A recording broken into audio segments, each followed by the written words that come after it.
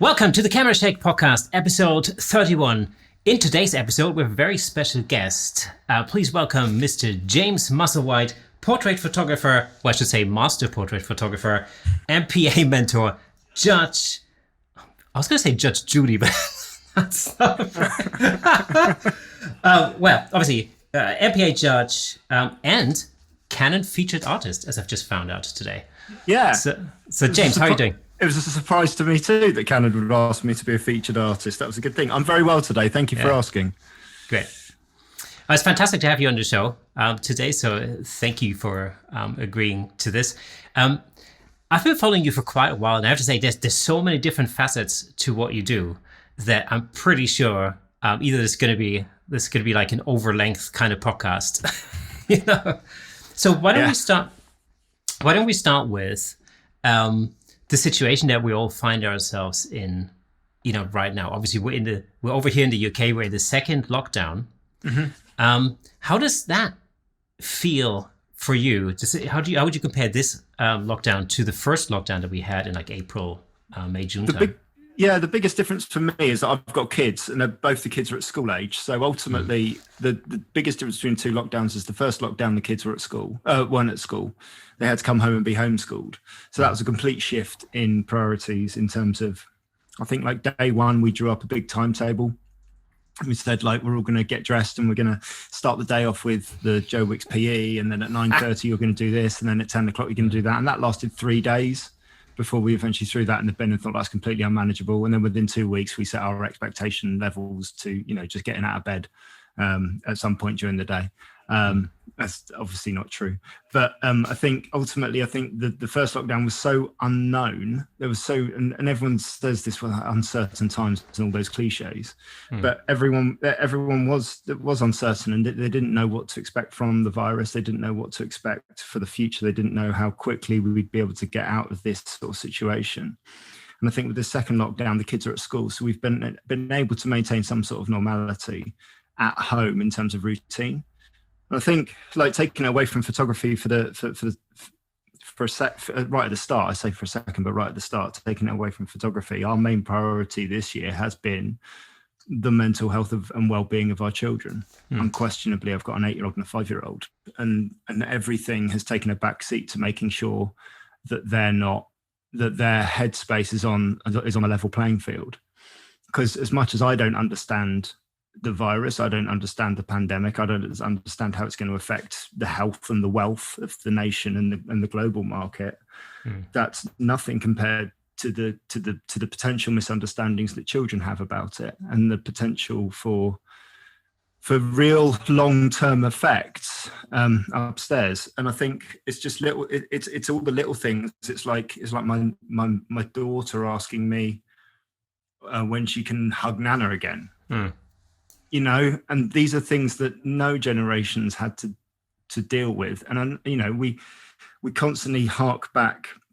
We don't, sorry, but there's a section of society that constantly harks back to sort of like the Blitz spirit and, you know, the World War II sort of that. But you can't fight this thing. You know, it's not a thing that you fight. It's a thing that you have to really, the success at the moment, I think, is measured in maintaining some semblance of normality, particularly with children. And that's where our priority has been, you know. That was really heavy for a start. Sorry. I'll go straight in there.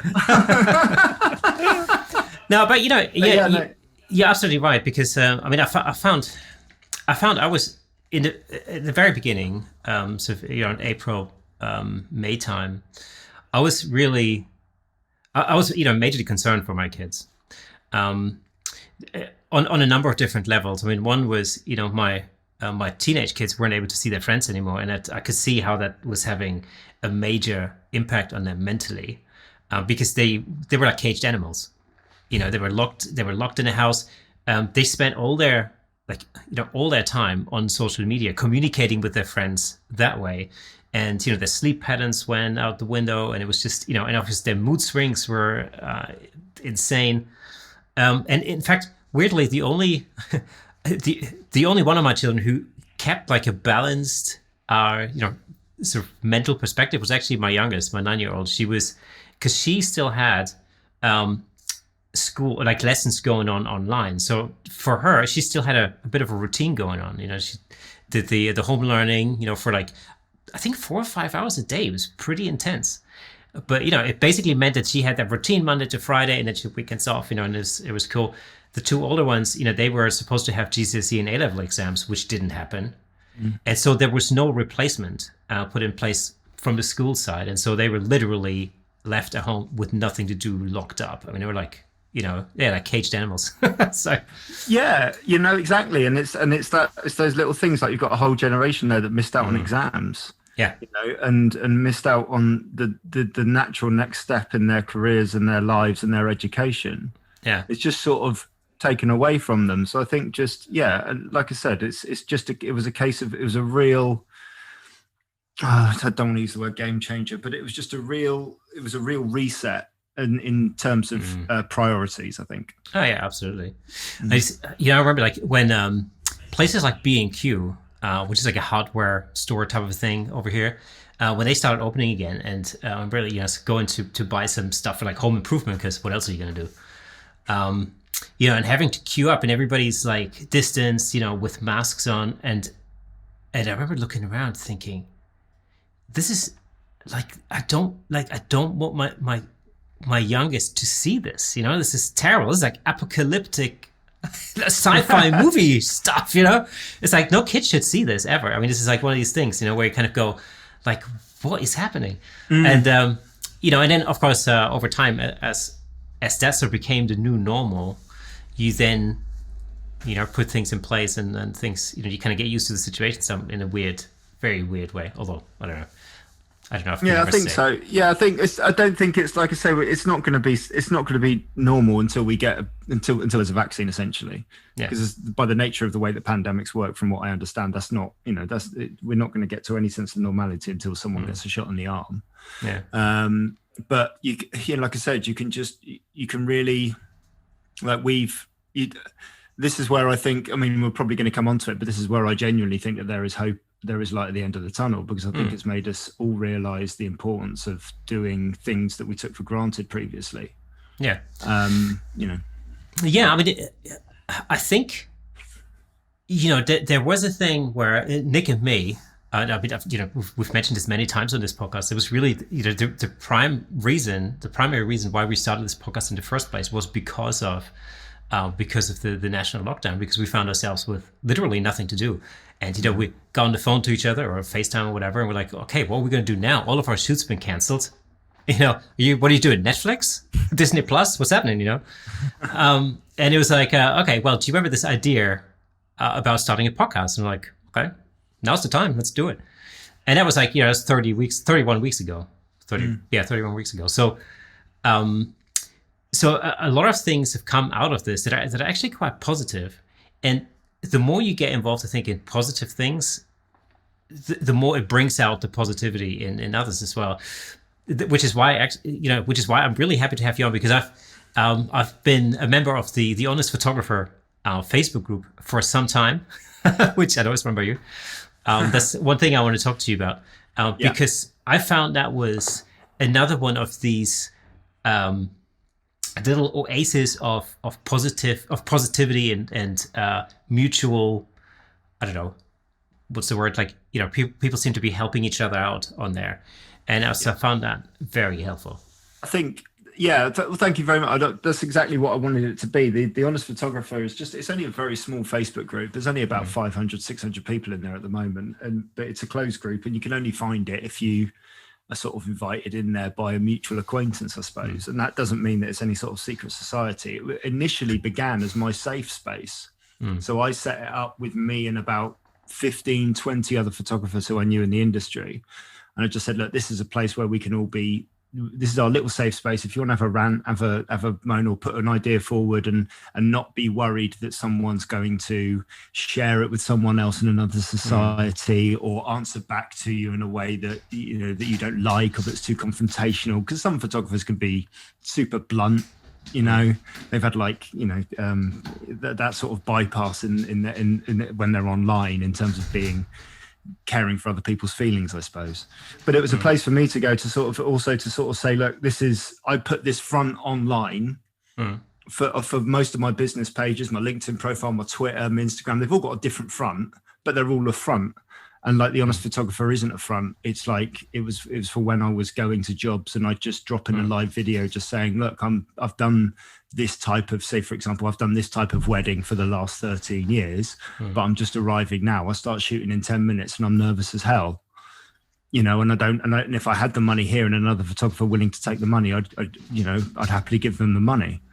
But then the video to shoot it for me. But then the video at the end of the night is like me going, do you know what? As soon as I click the first shutter, I felt at home and I felt easy and I felt comfortable again. But it's just normalizing those feelings, because I think that online persona is actually quite. The online persona, particularly in photography as well, where everyone comes across as so super successful and innovative and creative and powerful in some ways as well, particularly with the people at the top of the tree, can be really, really damaging, because you feel like you're failing because you're not that. And that's not true at all. I am privileged enough to have got to a position where I attend conventions and judgings and all those sorts of things with these photographers at the top of the tree. And I know from being around them that everyone's pretty much on the same playing field, you know, in terms of those feelings, in terms of struggling, in terms of the struggles of being in a creative business, particularly at a time where we're a non-essential business. And I think dropping that front and showing that to people and bringing people along on that road, you do get to a point in your career as well. And I've thought about this quite a lot recently, actually. You get to a point in your career where your job is not to succeed for yourself anymore. Like I've got goals for next year that I know I want to achieve, but I realise that my role is changing, and my role now is to help other people make a success of their careers in this brilliant profession, and to help them and to offer them advice and to offer them, you know, the ability to listen when times are difficult and to empathize with that, because I've been there, you know, and I think that's where the future in this business lies, is in us guys who've been on a journey and are still on the journey, but have been on a journey to relative success, can help everyone else come through and be successful as well. Yeah, I think in the creative industry generally, I think, you know, and I say this, you know, as somebody who's had a career in music before, so I know what it's like to, you know, be a freelance musician and, you know, not have a regular income and having to worry about how you're going to make next month's paycheck. And I, you know, obviously experienced the same thing in photography again. And then you're in a situation like, you know, like COVID-19, and you know, you worry at first, but then you can think, well, hang on a minute. You know, first of all, I've kind of done this before. And secondly, I'm not the only one. There's loads of people out there who are feeling the same insecurities, you know, as me. And this is, you know, this is why I found your Facebook group so useful. And likewise, it's the kind of, you know, the sort of therapy that I've gotten out of just doing this podcast, because you end up talking with people, it's like you said, who, you know, are vastly more experienced and vastly more successful on the surface, and yet we're all feeling the same things and we're all having the same thoughts, and just sharing that very often actually just kind of takes, you know, it sort of takes the sting out of it a little bit. Yeah, no, unquestionably. I think that's part of the community of being in an industry where people are largely self-employed and largely don't work in big offices or for big companies, and here's the dichotomy of that. In an industry where we meet so many people, unless you're a commercial or product photographer, in an industry where we meet so many people, and yet we're so lonely at the same time, because we don't truly work with them. We kind of work for them, if that makes sense. And yeah, just to provide that sense of community is really, really helpful. And that was a big goal for us, wasn't it, Kay, for starting this podcast? Is, you know, yeah, we started it out of you know, necessity for ourselves, to keep ourselves being creative and, you know, keeping our mind straight, but we wanted to be ourselves on this. And so everything you've seen over the last 31 weeks is us being how we are every single day. No, you know, none of the front. So it's almost an Honest Photographer podcast to a certain extent. And this is why we love to have guests like yourself on, James, who are genuine and who just speak exactly what it's like. No glitz and glamour to kind of cover things. It's just, this is how it is. This is how I'm feeling. This is what's going on with me, and it's the God's honest truth. So I love what you're doing with The Honest Photographer. It's such a great way to release, and to get some great, good advice from people who are feeling the same way. You could understand why I can't just throw it open as a public group, though, can't you? Absolutely. Yeah, well, yeah. I can't, because then it's like, that's the other point of it is that I wanted to take all of the bad things from all the other photography groups and just not do them. And that's basically it. And and if you want that, you can get that from any other groups. There's a billion and one groups like that, but it's just a simple number of changes that make it quite easy. And I'd be quite happy for any content in that group. Frankly, I'd be quite happy for that to be public. But the fact it isn't is what makes it quite unique, I think, and the way that we invite people in makes it quite unique as well. Anyone's welcome. You can find it. You can just search on Facebook. You'll find The Honest Photographer. It's not hard to find. But yeah, like I said, it's just getting that like-minded community of people around you and having no hierarchy. What was it Rick Mayall said in his 5 points to leading a successful and full life? He says, no one can ever truly be your equal. No one can ever truly be your master. Everyone is born equal. And I know we've gone deep again. I'm sorry.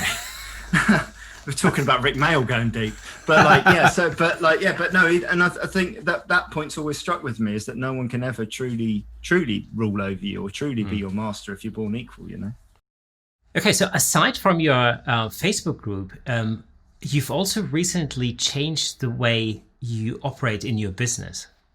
Was that a direct response to COVID? Was that something that, did you spend some time thinking, did you use the time during the first lockdown to think about, here's some changes I can make to the way that that my business operates? Or was that something you'd always planned? Well, one thing I always say is that change is inevitable, progress is optional. No, it's the wrong way around. No, it's the right way around. Change is inevitable, progress is optional. So whether you choose to, things will always change around you. Circumstances will always change. Change is a complete constant of life. Whether you choose to progress with it is your choice, and those that don't tend to get left behind. And I think adaptability is the key to anyone who's had any semblance of success in this industry in this year. Is down to that. And one of the first things that we decided to do was, during the first lockdown, we realized that children were home. So we produced a series of videos of photographing, with children around the home, and either taking their portraits and showing mums and dads how to do it, which is genius. It's a masterstroke for a man who, makes most of his money photographing other people's children, to show the parents how to do it themselves. You can only imagine how pleased my wife was that I chose that as an idea. But that went down really well. And then we decided, well, what can we do with parents in lockdown to do something creative with their kids? So we did like an online photographing Lego course for any child. So basically awesome. we said, look, you can do it with a camera phone. Everyone's got a camera phone. So get them out, get your Lego out, let your imagination run wild. I'm going to show you a few lighting techniques and a few building techniques and a few things to make this set look really interesting. We actually built like a Lego set with Star Wars Lego. Wow. And did it all live and online, live and interactive with the children. And that kind of engaged our customers as well, because we know that all of our customers, it's like business 101. If you're, say, for example, if you're an equestrian photographer, like you go to a coffee shop to market your business, you're not necessarily going to be massively successful. But if you go to the local stables or the coffee shop near the stables or the pub near the, all these near the country and all that sort of stuff, it's about trying to find where your market is. And luckily, most of the people on our Facebook group are mums with children who were stuck in lockdown at home with their kids. So that was really, really engaging and interactive. See, now there's certain people within the photography business who look at that and go, "We're not making any money from it. It's a waste of time. What are you doing that for?" But the point is I'm engaging with my clients. I'm reminding them that I'm there, so that when I come back, I'm the first person that they think of. And we've offered them something for free to do with their children, and it makes me more familiar with them as well, because ultimately, like when I'm photographing children, part of the product is the interaction that we have with the families, as people, both me and my wife, photographing them, making it a fun experience. That's something I learned when I've worked with venture for 4 years back in the early 2000s, and like 101 was make it an experience, make it fun. That was, and personalize it was the second point.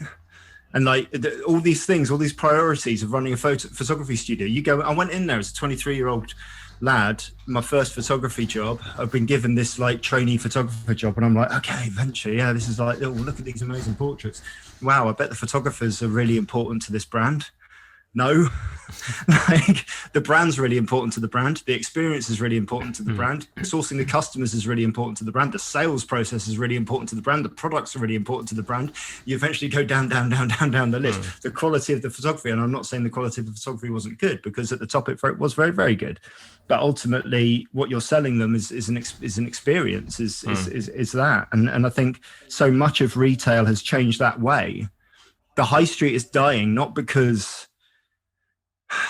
necessarily just because you can get everything online. The high street is dying because it's not fun.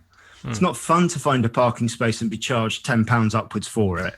It's not fun to be out on the streets, stuck in queues, and it's not fun to go to a shop and not feel welcome and be stuck in another queue in the shop. But all of the successful retail outlets that are succeeding. You take a brand like Lush, right, is open in lockdown 2. Don't ask me how. I don't know why they're an essential business, right? But I assume it's because they do click and collect, and they also do antibacterial stuff, right? But I visited Lush towards the end of, or just after lockdown 1, and like you're welcomed on the way in, and then they made an adjustment. They changed. They progressed with the change because they had free samples of soap and hand washing and sanitizing stations. They invited you to go there and choose the soap that you wanted to sanitize with. Okay, so I'm there with my daughter going, which one do you want? Which one shall I have? Daddy will do it this way. We do this way. Is there anything we can help you with today? We can show you this way. Would you like to try? Oh, and it's an experience. And we struggle in the UK with service. I genuinely believe that. At some levels, we really struggle with service. At other levels, we don't. I think we're really, really good at it. But having spent a lot of time out in America and stuff, and particularly the retail experience out there, and a lot of people at this side of the pond scoff at it. They scoff at this sort of like, have a nice day, sir, and all that sort of nonsense. But it works because you're making people feel welcome. And I think in terms of photography, bringing it back into that, I've gone around the houses here. Apologies again. But in terms of photography and running a successful photographic studio, particularly for family portraits, people buy people. They buy you. They buy the experience and the way that you make them feel, and the little things that you do to personalize that, and the warm-up calls that you make beforehand, and the things you get to find out about them, and the fact that in some instances you can get them to put together a mood palette from like Pinterest. Get mum to do a mood palette one evening, and you just see like trends of colors and trends of this and all these little things that you can key into. And in the few sessions that we shot in the period between the 2 lockdowns, we changed the way that we did the sales process in here. So behind me now is a reveal wall, which we've started to do, because I realized that I got stuck in a rut. I got stuck in a rut of producing great digital images, of producing great digital slideshows. But the sales process wasn't really complete because as good as they look, they weren't tangible things. A digital file isn't a tangible thing. But a thing that you hold in a nicely presented mount that is a surprise is a very difficult thing to resist at the sales point of the process, And I think that's what I've tried to change about our studio photography side of things in this downtime, is that end bit.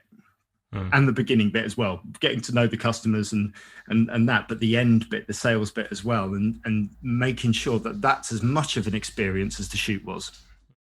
It's funny that I think about this quite often because my wife's Canadian, and I'm like half my family live in Canada, and so we experience that difference all the time when it comes to like service, for example. When you go to, and it could just be like a cafe, for example, or a bagel store, right? So it doesn't even have to be like a big store or whatever. But one of the things I really focused in on during, especially during the first lockdown, was that I wanted to support small businesses. The kind of the one-man bands, the tiny little businesses that were really, really struggling. And so the first thing I did was I needed to, because I realized I was going to be working from home for quite a long time. I needed to kind of, dog's going crazy.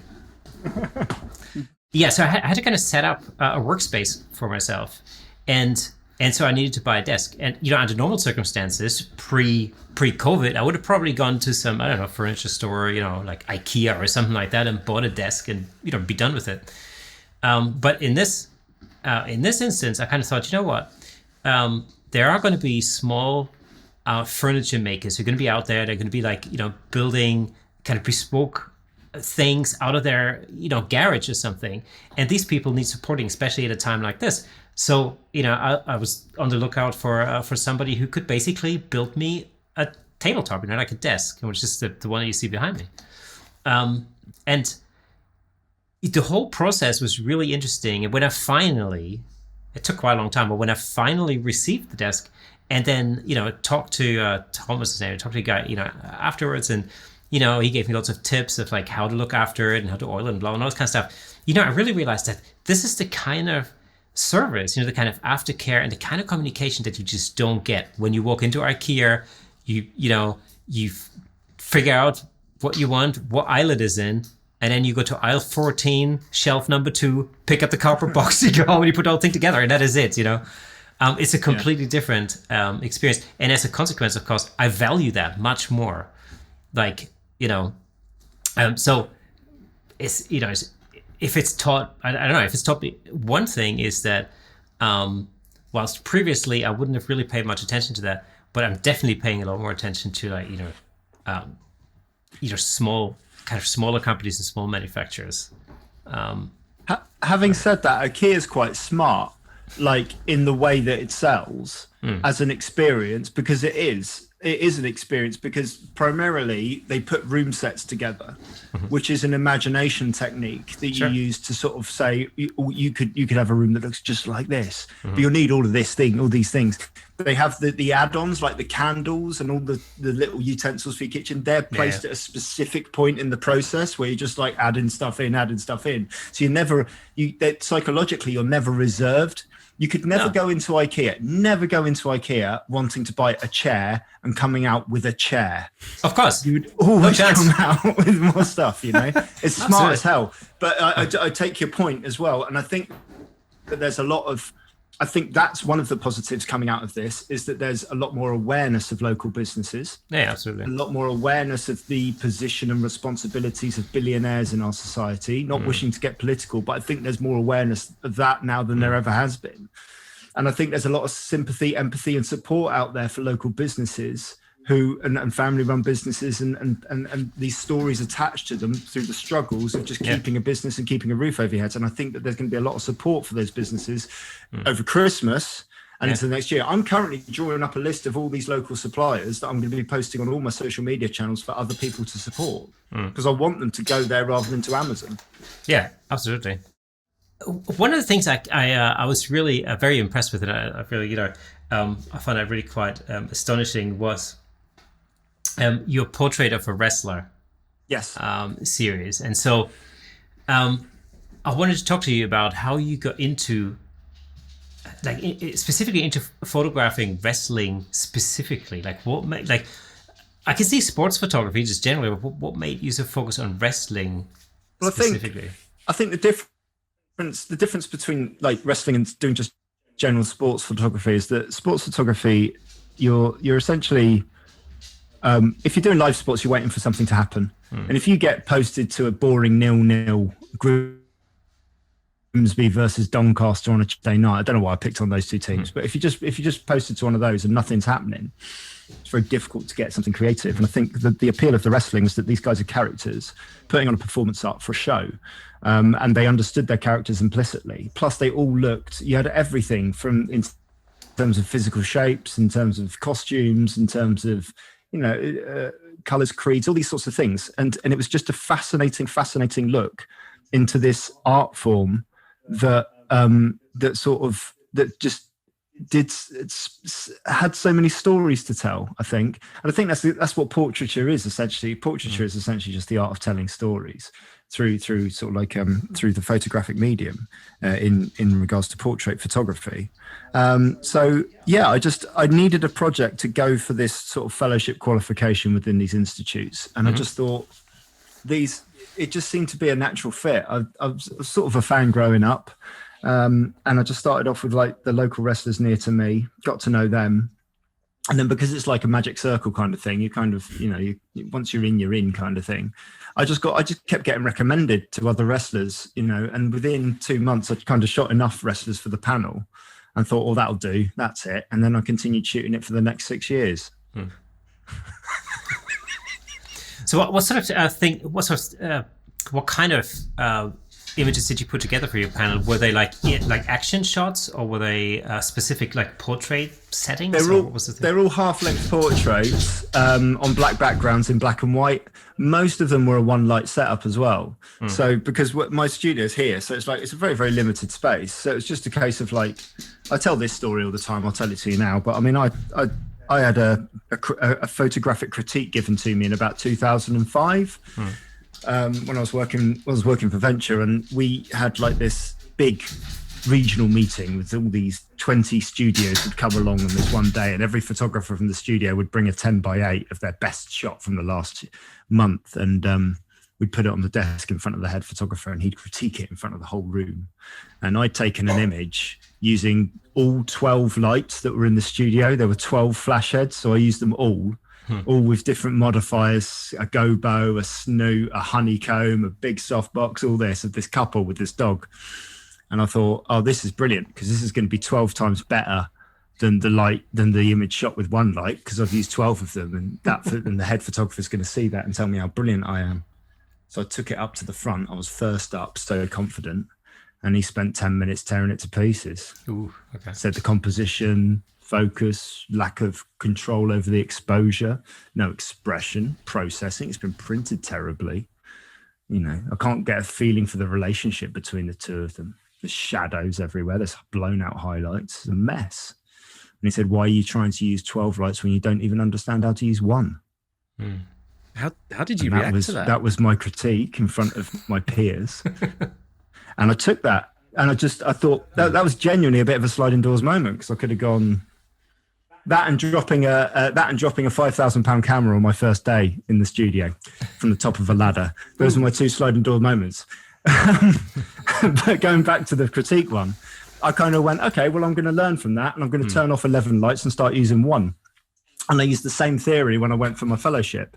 I was like, okay, well, I'm not going to complicate this. I'm going to just make it easy. And actually using one light was probably the best decision I could have made, because it made me focus on the characters, made me focus on the physiques, made me focus on the stories, made me focus on the expression, made me focus on really getting these images to leap out at you. And because these guys are trained as much in athleticism as they are in acting, getting their personalities across was actually really, really easy.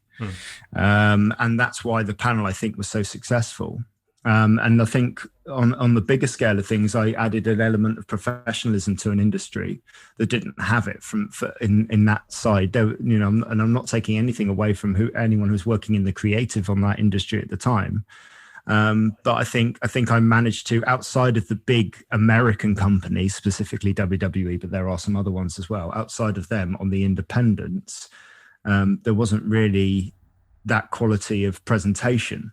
So all of the shows looked a bit cheap and, a bit kind of £5 a ticket kind of thing, and popcorn's free kind of thing. And I think I just bought a little bit of a different thing. And then before you know it, like, you got lots of promotions chasing you to drive to Nottingham for 20 quid and come back, because there's no money in it. But like, in terms of building up a portfolio of work, I would take those jobs because they were creative and they were getting me. I was doing well in competitions with the images as well. And then eventually I managed to work myself up to a position where, we'd be invited to sort of big super shows with the bigger brands, And then I think probably the best bit was getting a flight back from Chicago. And as I'm in the taxi on the way back, the billboard for the show that I've just shot at is is up on the freeway, massive, with all of my images up on there. Oh, awesome. And I was like, wow, someone a fan sent it to me on Twitter. They said, I've just seen your image on Las Vegas Boulevard on the massive billboard above the Walgreens. And they showed me a picture of it. It's huge. Yeah. And I was like, okay, well, that's that then. I've peaked. Can't do any more than that. Time to do something else, isn't it? Yeah, well, that's it. I had a similar feeling when some of my images, some of my headshots appeared on a billboard on the ring road in Watford. Yeah, there you go. It's nice, isn't it? Yeah, it's cool. Well, right. My idea of success in 2002 was to get my image printed in the Daily Echo in Bournemouth. Yeah, absolutely. And I did it, and my dad's still got that image up on his wall. We framed it. That's he thinks I peaked then.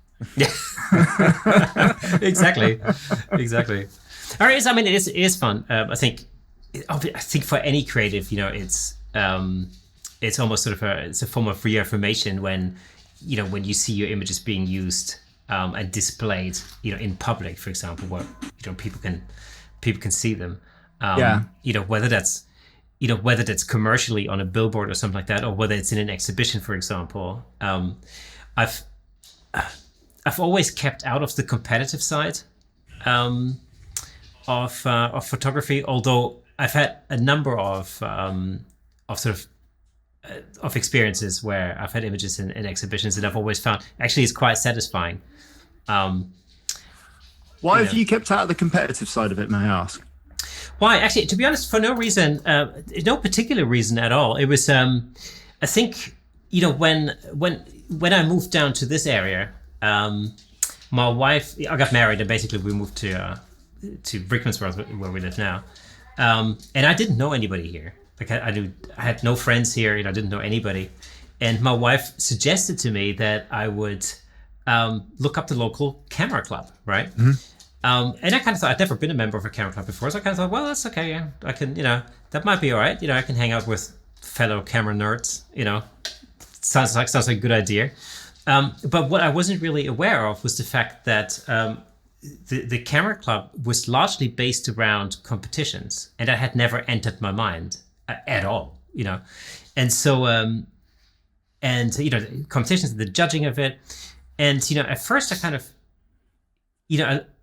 I found it very interesting, and it was certainly a learning experience listening to a judge critique images, because actually you can, even if you haven't entered any of your own images, you can definitely take a lot away from that. Because somebody talks about images, you look at the same image, sometimes you agree, sometimes you don't agree, sometimes the judge mentions something that you hadn't realized, at first sight. And it's been a very, I found it a very valuable experience. The thing that, to be absolutely honest, the thing that's kept me away from entering competitions, by and large, were actually deadlines. Okay. So that was really just the thing. I'm very competitive, actually, as a person. So it seems natural that I should get involved in competitions when it comes to photography. But I'm not very good with creative deadlines. And as far as the camera club was concerned, like their competition was like, deadline is on Sunday night at midnight, and if you enter your image at 1 minute past midnight, then it will not be included in the competition. I'm like, oh, screw that, You see, we get that. That's interesting. Yeah. I need a deadline to basically get anything done. Yeah, I've got to have a deadline, otherwise I'm not going to do it. So okay, that's interesting. I just think because I think what you allude to at the beginning is very interesting in terms of getting the feedback is helpful. Oh, absolutely. Whether you agree with it or not, it doesn't 100%. matter, because it's not, feedback isn't wrong if it's someone's opinion, because you can't be wrong in your opinion, right? What I struggle with, and I can empathize with this, is entering a competition and not getting feedback. Just entering a competition and just being told, no. Yeah, that's yes even or worse. no, Exactly. basically. That's really tough, right? What I've done, one of the things that I've done during lockdown to try and adapt my business and change, was I offered free portfolio reviews.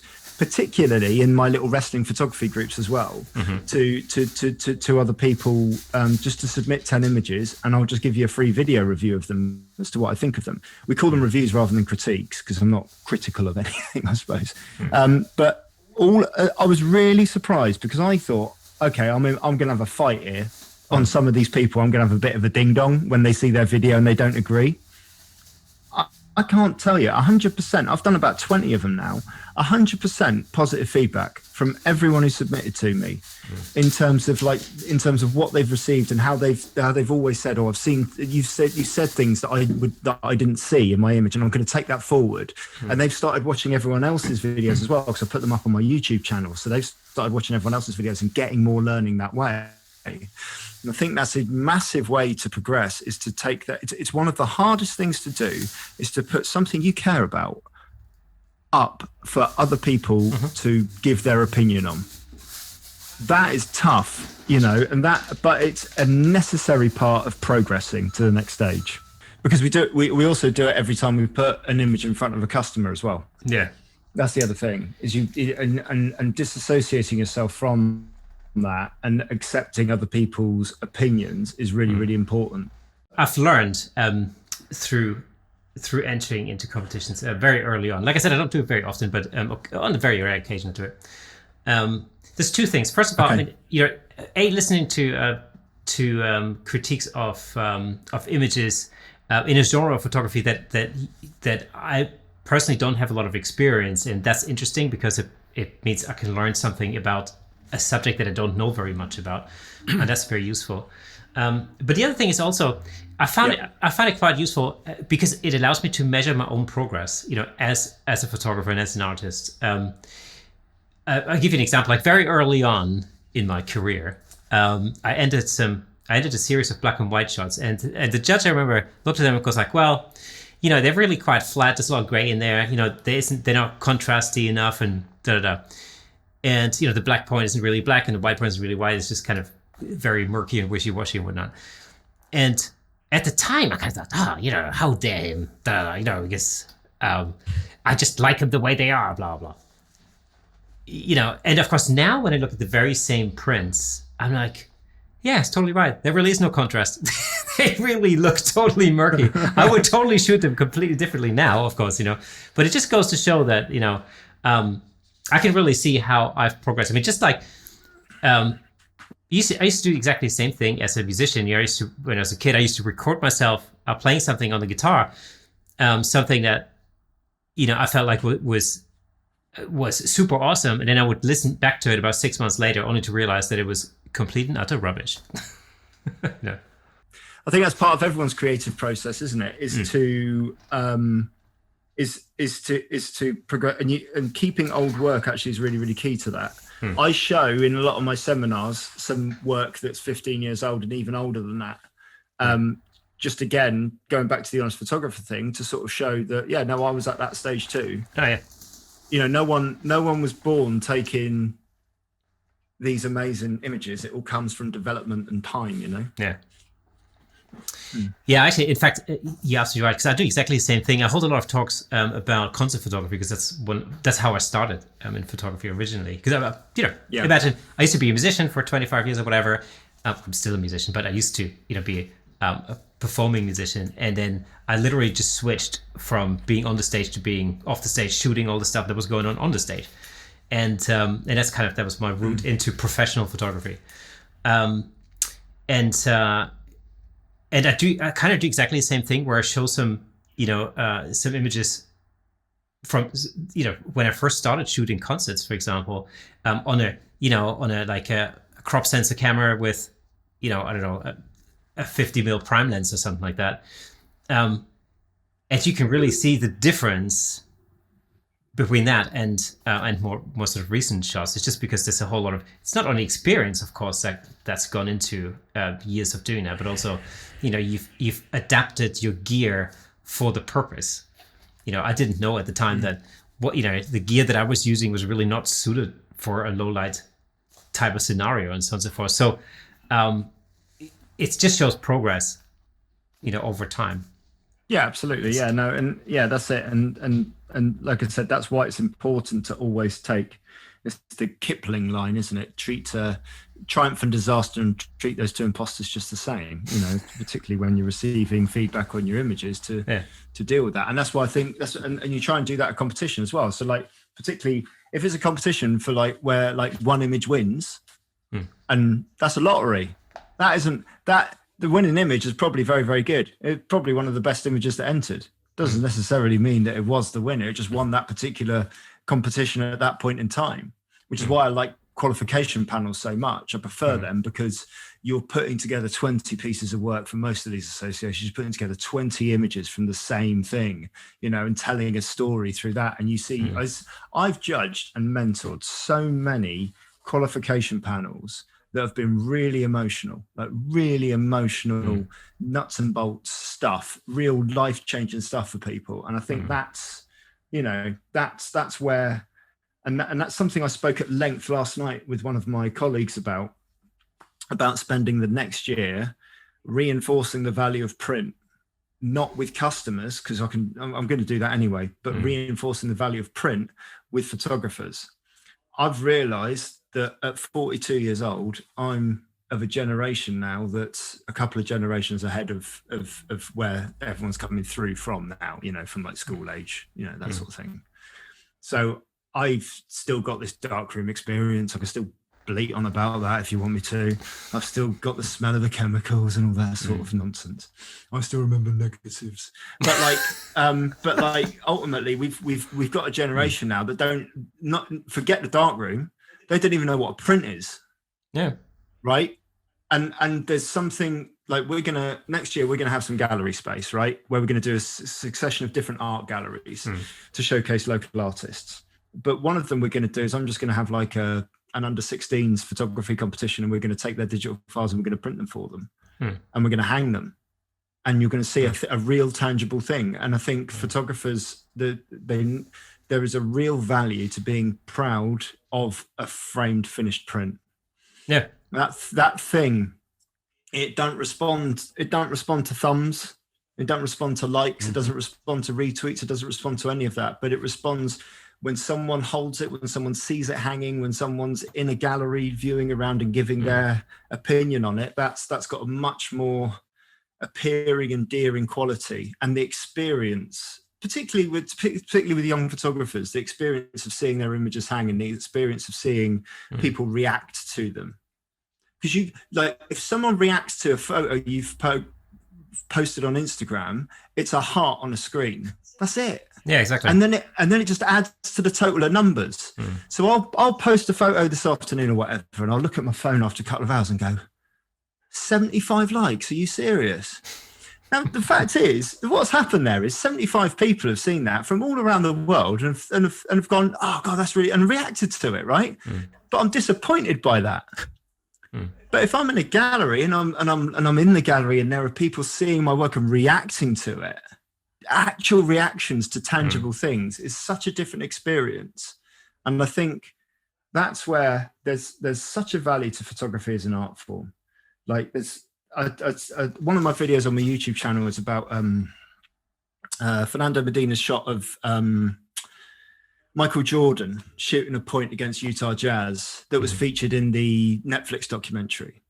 But it's a still image of Jordan shooting this winning shot with the crowd behind him.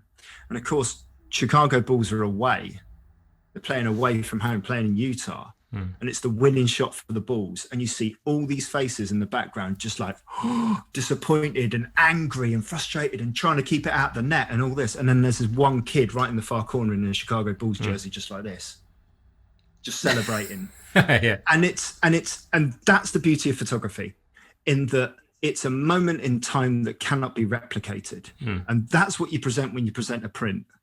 And I think there's real value in that I don't want lost on this generation and the generations to follow, you know. Not 2 days ago, me and Kirsten were talking about, why aren't we printing? Not 2 days ago, we were saying the same thing. We're coming at it from a slightly different angle, but I can't believe that you've just said that. So here's the example, right? Here's the example I used last night. So in the gap between the two lockdowns, a friend of my little 5-year-old's best friend, right, at school, she needed her passport doing. So her mum brought her around for a passport photo. Easy, boom, whatever. That's why I win the fellowship, so I can knock out good passport photos. So I just did it, bang, whatever. And then when they were upstairs together, my daughter and her daughter, they were just messing about, and I just got them to sit in front of the camera, made them laugh, took a quick picture, boom. Now I had two options, right? While everyone's downstairs chatting and having lunch and whatever, and I'm processing the passport photos, I've got the printer running because they need passport images, right? I'm like, I've got two options. I can save this as a JPEG and send it to her on WhatsApp or whatever. Or I thought I can just do a quick print. Did a quick print, put it in a little mount of them two playing together, and took it downstairs. And I guarantee you, if I'd have sent it on WhatsApp, she'd have got the phone, she'd go, oh my God, that's lovely. Oh, brilliant. And then close the phone, right? Because she got the print, it was a surprise, first of all. She didn't think she was getting it. Number two, she got it out, looked at it, kept looking at it, put it away, and then looked at it again. And had this thing that she was, and then when her little girl comes, she's, oh, be careful. Don't touch it. And there's a care about it because it's a tangible thing. I think a lot of the time with the digital media, we're so used to cloud storage and backup, and the fact that if I send an image to you and you lose it or whatever, you delete accidentally, you just go, oh, James, just resend me that image. Like, it's completely replaceable, but this thing isn't. And then when she left, it was like, if we make sure we've got that, I won't put it in the bag because it'll get crushed. And just that little thing, it just makes such a difference. It's a huge difference. See, I totally agree with you because typically in my line of work, I shoot a lot of conferences. It's a lot of corporate stuff that I do, and of course everything's digital. Everything has to be delivered like yesterday, and it's like it's all about digital files, and and so there's virtually no printing involved at all, which is why I don't even have a printer. Because I don't actually have to print, and so occasionally I kind of think like, oh man, I really missed that, so I need to sort of do something about it. Because I have to print so rarely, I use a lab, so I don't have, like I said, I don't have a printer at home. But it occurred to me I was at a conference in Hungary in March, late February, something like that, and it's this thing, where you work with the AV team and you work with, the conference team or whatever, and some of the people because you worked with them on other conferences before and whatever, and everybody exchanges business cards, and you know what it's like business cards. You have a pile of business cards, you never look at them. It's a complete waste of time. You probably lose half of them. It's nonsense. And then of course you can have you can do this thing where you have like digital business cards where you have like an app and you scan the thing, but you never look at these either. I mean, this is in your phone just amongst a million other things, and you never look at them. So I kind of thought, okay, so what how would it be if I got a Polaroid and I took some Polaroid like portraits of the people that mean a lot to me, and I print them out right there and then. I'll put a stick on the back or I'll write something on it with my contact details and give them that. That will be something they will keep, they will look at, and it will be a lot more meaningful and a lot more tangible than just another business card that just goes into somebody's wallet or not, or or you use it as to scratch your windscreen when it's icy or whatever. Do you know what I mean? I love that, right? So, sorry, I'm going to go off on one again, right? These Instax Polaroids are brilliant, right? Yes. I don't take a camera on holiday. I turn my phone off when I'm on holiday, but we take an Instax with 2 packets of film. And we let the kids take a few photos, and we try and take a photo every day, and we try and get everyone together and really position it and make them really, really cool moments, right? And then that's our memory of our holiday hung up on our wall. And some of my favorite images are about this big that I've ever taken, because they're just great memories. And they're real things, and you're keeping a document of your holiday as you go on. The first time I bought my Instax in Fifth Avenue, New York City, right? So I'm going around New York with this thing, trying to be an artsy Polaroid photographer, taking pictures of skyscrapers and stuff like that, or whatever, failing dreadfully. And then my wife and I decide that we're going to go up the Empire State Building. I go up the Empire State Building, go to the top, think, take a picture of that. Oh, look, it's loads of buildings. Well done. And then we went right up to the crow's nest, which is just above the viewing observatory, right? It's a crow's nest bit, right? Right at the top, scary as hell, right? And there's a woman up there who won't open her eyes. She literally won't open her eyes. She's like, no, I'm scared. And she's with like friends and stuff like that around. She's no, I'm too scared. I'm too scared.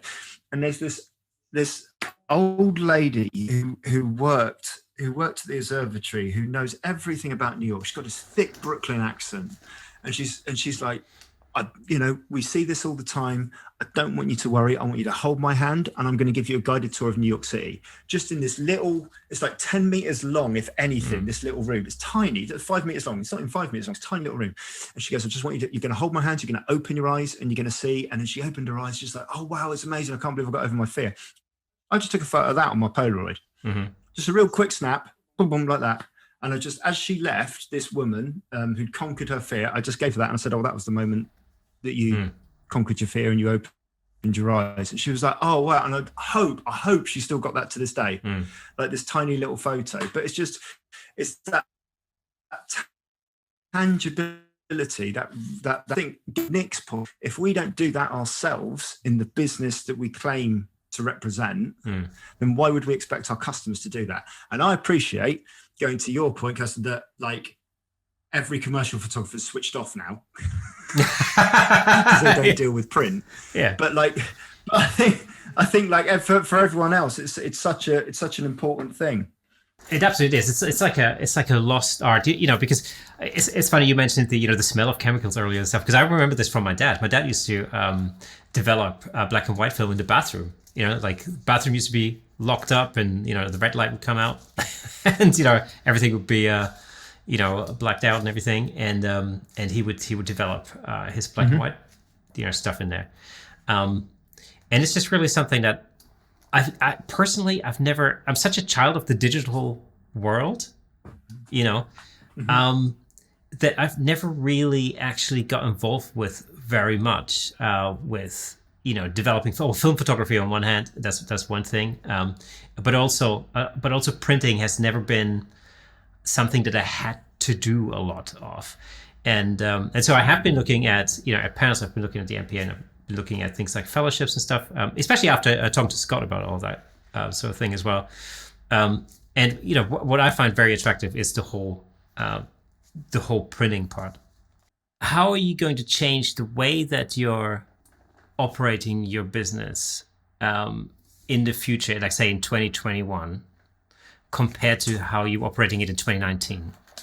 We're going to be facilitating our diary to shooting on more specific days rather than just opening ourselves up and just asking, when can you come in and see us?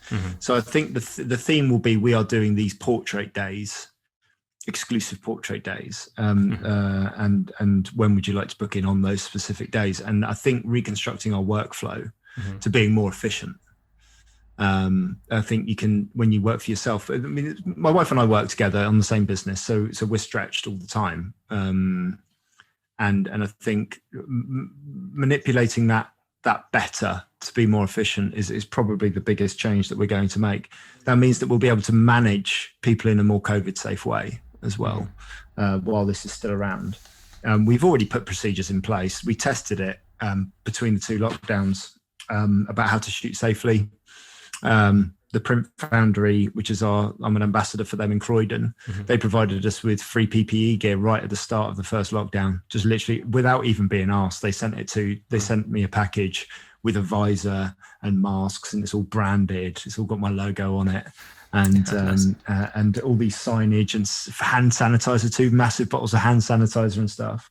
So and I think the one thing that I keep coming back to throughout all of this is that you can only control the things that you can control. So don't worry about the things that are out of your control. But most importantly, when we're dealing with customers, is that we can't control customer confidence. I can reinforce customer confidence if customer confidence is good, and I can make it, superb with the things that we put in place to make the space safe. But if customer confidence isn't there to come back and use us because they don't feel safe and they don't feel it's a safe world, I can't control that. And I have to, at the same time, respect it. And this is the thing that came up in the Park Run podcast when they interviewed the guy that, Julian, I forget his name, but the guy started the Park Runs all up and down the UK. And they were discussing about potentially coming back in October, which never happened. a massive thing from this level in terms of the environment and the confidence in the pandemic. And I think that's one thing that we really, really need to do. How have you found, when you have done shoots in between these lockdowns, how have you found that your customers, your clients have been sort of reacting to the situation in the studio? Are you also finding that your level of work has remained the same given the restrictions that you've got in place? Level of work hasn't, it's dipped off. Long story short, in 1 week in March, I lost all of my bookings for the entire year. Yeah. So my diary just emptied, it was done. When we started to reopen, we actually found confidence was quite high, and we filled up 3 days worth of portraits quite quickly. But, towards the end of that period, there were rumours of this second lockdown, and we started to notice that people were dropping off. But the lockdown rumours, I can't control. I can't control whether this country's in a lockdown or not. So I can only react to it. I find the people that are coming, that are booking in, are confident anyway because they're booking. So, that's kind of like a bit of a tell, isn't it? That if they're booking for a session, they're probably quite confident. But yeah, it's just maintaining a real clear dialogue, clear communication. Whenever anyone comes into our studio, or the studio we were using at the time, there was social distancing. We greeted them with masks. We temperature checked everyone. We made sure everyone's hands were sanitized before we even started. And then we had a good, clear chat with the parents, away from the kids, about what they were comfortable and what they weren't comfortable doing. Because that was the other thing, not to really talk about it in front of the kids that much. Because I didn't, having kids myself, I didn't want to. They got other things to worry about other than face masks and things like that. So yeah, but we found people very, very receptive. I hadn't really considered it in that way, that because they're booking, actually they've already got that degree of confidence there and are happy, and that's a really good point. And that switches on a couple of things in my head when you said that. That's a really interesting way to think about it. And like you say, you can't control that, how they're actually going to feel and react to it, but you can reinforce it, like you say. I love that. The worst thing, exactly, and the worst thing you can do, which is even if you're a skeptic or whatever, which I think is borderline insulting if you're a skeptic, but even if you are, the worst thing you can do is to try and push that on someone else.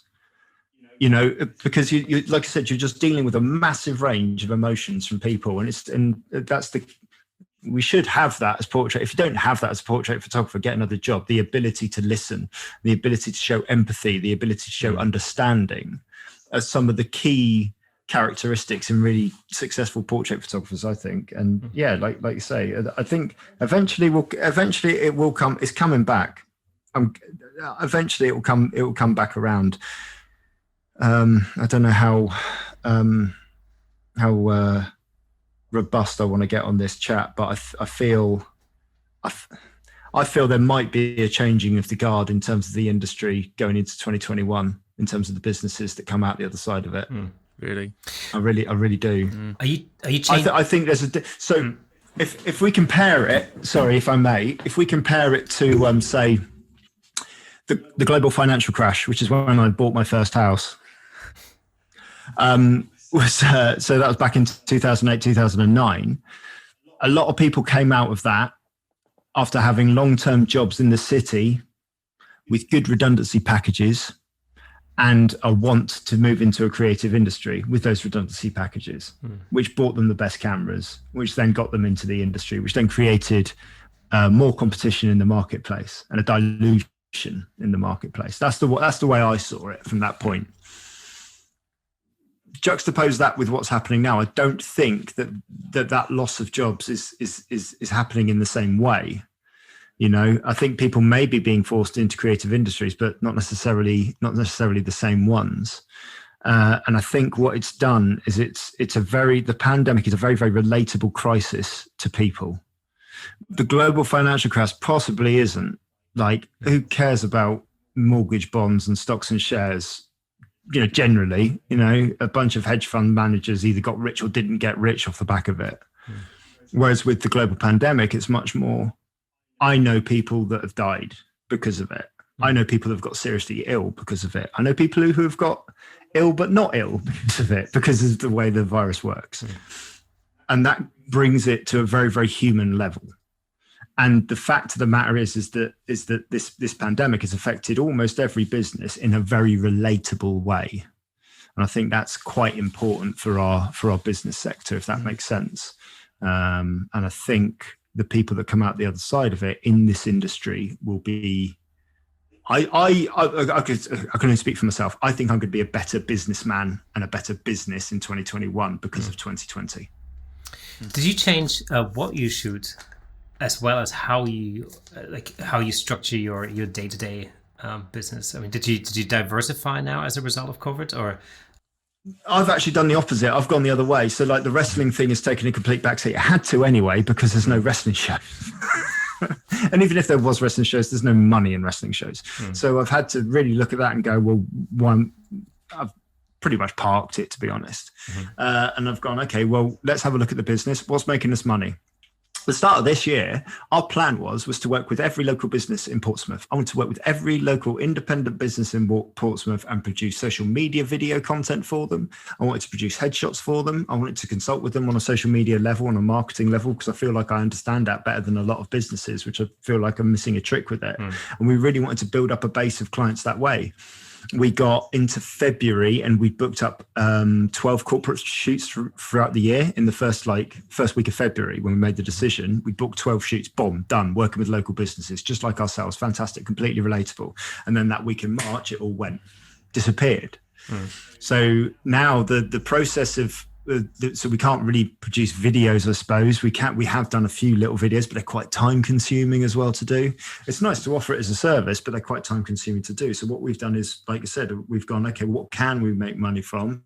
Christmas Christmas family photo shoots in the small time frame that we can do. We've done them, and now I've got to wait until December before we do the previews, before we do the sales. But what the other thing we can do is we can give back. And I think one of the things we're going to be doing is offering, speaking of the videos, it hasn't been officially announced, so this is the first time I'm going to be announcing it, but for a children's charity, we're going to be producing, my father-in-law is a former vicar who looks exactly like Santa Claus, right? Exactly like Santa Claus. Unbelievable resemblance. Big bushy white beard, the white bits of the hair with the baldy bit on top, rosy cheeks, all that. He's got a little pair of glasses. He actually got talent scouted by the local garden centre to do the Meet Santa for the last 2 years. He got stopped in the shopping centre to say, could we offer you a job? And he's like, well, I'm retired now. And he goes, yeah, well, and then took it. So he's agreed to do this. What we're going to do is that we're going to put it out there that our customers can put a donation to this kids charity. And what we'll do is we'll video him dressed as Father Christmas, giving a Christmas message to their children. That's all it is. Just a little Christmas message. We name check the children. We say we've received your list and we'll try our best. But it's a difficult time of year. Santa's very busy and it's very difficult. And just telling them to be good, because Christmas is something to look forward to. It's free for us to produce. Doesn't cost me anything. It's just time and a bit of organisation. The charity will benefit from it, and our customers will get something back that, again, is a really, really nice personalised gift and an experience. Wow. Of those things, and something that also keeps the kids well behaved up until Christmas, which is key if you've got kids, as you know. But that kind of thing, again, isn't about making money. It is about making money for a charity, but it's not about making money for us. That's about just giving something back, giving something cool, and then building on our customer base to reinforce, the brand that we produce, if that makes sense. So there's lots of different diversification things that you can do. It's just a question of what you feel comfortable doing and taking a chance on things. Sorry, go on. I like what you said about approaching local businesses in the place that you live and wanting to work with them. How did you approach them in the first place? So initially it was like just a generic Facebook post. It wasn't like, I want to work with loads of local businesses. It was, can anyone recommend any good local independent businesses? That's all I wanted. I just wanted recommendations. And then I would just contact them and just say, well, look, here's some. The first video I shot was a baby sensory class for my cousin, because she did baby sensory in Bournemouth. So I just said, look, can I come along with a camera and just video you? And I'll give you a free video to use on Facebook to market your services, but I can use that to show other people what I can do. Because you must remember, I've been filming video promos. It's not like I went into it cold. I'm not, and I don't want to upset any videographers who slave over their art. But I've been photographing videoing wrestling promos for the last 5 years and editing them and putting them together for sort of YouTube content and for Instagram content and for quick hits, to get a match over and to get a feud over and to intersperse all this footage. So I had a sort of a handle on what I was doing. And it's a case of like, I think a lot of local businesses struggled with video content because they're either trying to do it themselves or they were producing. I don't know if you see this. Like the amount of videos I see for local businesses where the logo is 20 seconds long. Who's got 20 seconds to watch a logo at the start of a video? No one, mate. Yeah.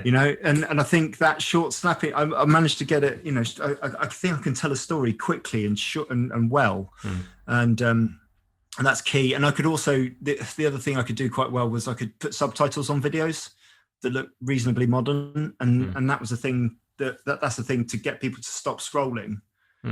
You see a video online without subtitles, you don't stop. Because I think there's some statistic like 60% of people scroll Facebook with the sound on mute. Because they're either in the office, or whatever. Yeah, there you go. You see, we've got kids who don't want to interrupt people watching TV. So if you've got subtitles, you're more likely to stop, right? So it's all these silly little things. And I don't claim to be an expert in it, but it just gave me an extra string to my bow, Great. So in the long term, where do you see yourself progress? Like what's your sort of long-term future goal? My long-term, I've never made a massive financial success out of what I do. Everything has always been, reasonably hand to mouth, to be honest. So my goal is to do what I've promised. I keep promising people that I'm going to do, and I keep letting myself down on it. And it's probably the last big fear I have to overcome, which is to sort of open up a big studio. So my studio up until this point has been at home. The last big jump I made was 10 years ago, which was to go self-employed, which I thought was too much. I was too scared to do it for so long.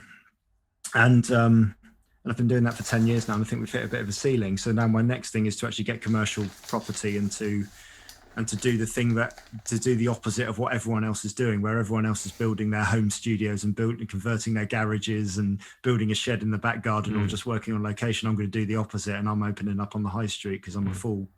But it's a challenge, and I think I had a really long discussion with a lot of photographers over the last year about the word failure, and this might be a massive epitaph, I don't know, but like, so many people within the photography industry are really resilient to that word and don't even like it being used in forums and in things like that. Or, when you say that you failed at things, and failure is just part of the learning process.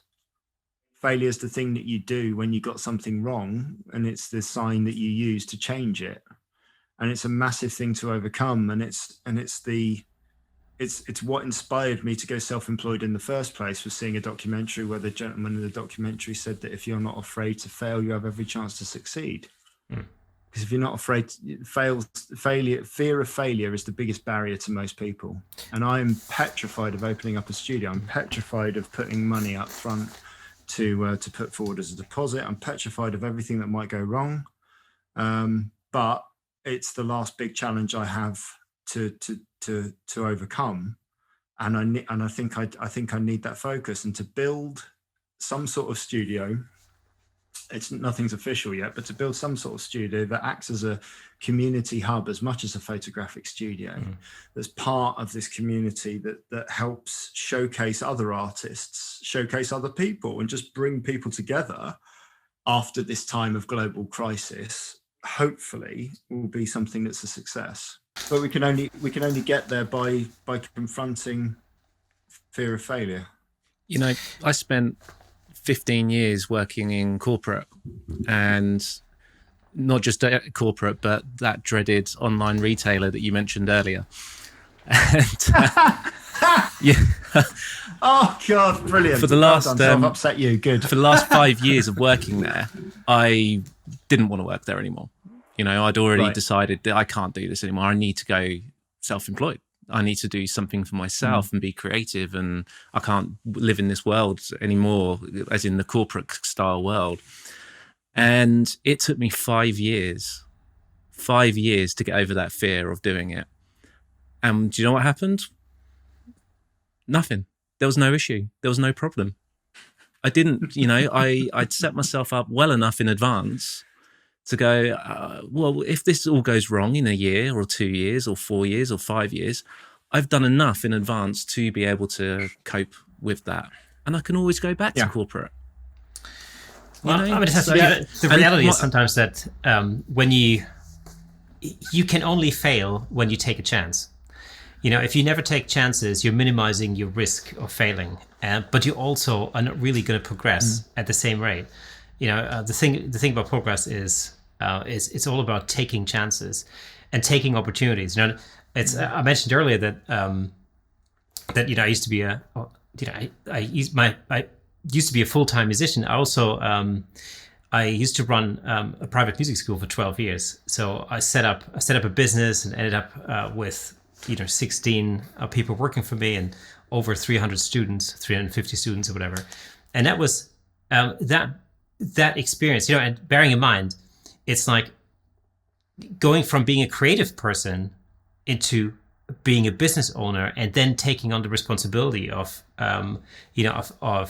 ensuring the livelihoods of 16 people who work for you.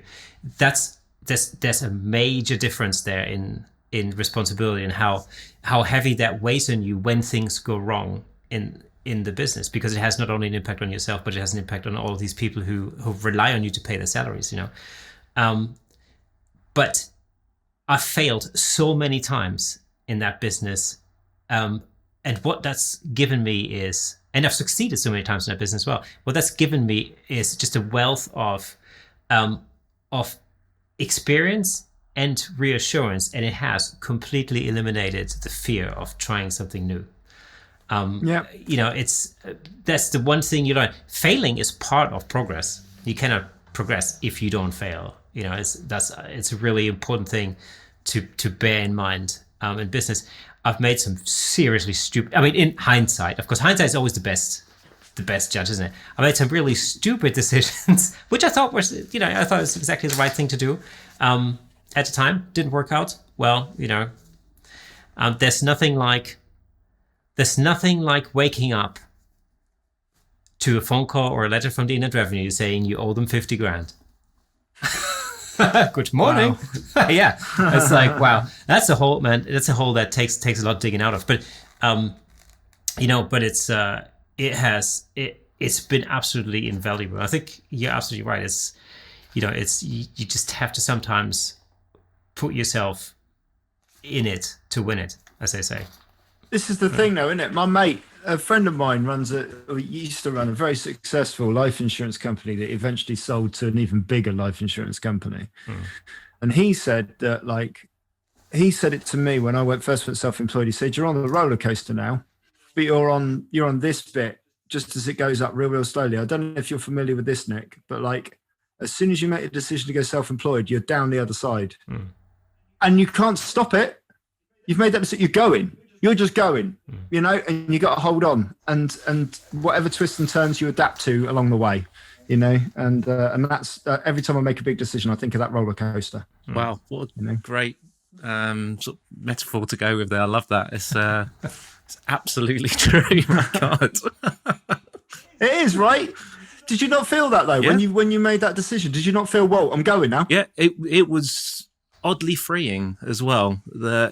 You know, It's funny. I was talking about this with a friend of mine just a few weeks ago, and saying that, you know, throughout my 20s and whatnot, I'd never actually really failed. You know, I was very successful in the job that I was doing. I did very well there, and then that set me up badly for being able to take that leap and that jump. You know, so that's consequently meant that I didn't really change. You know, I spent 15 years at the company, the same company. You know, I didn't change. I didn't take chances. I didn't do that.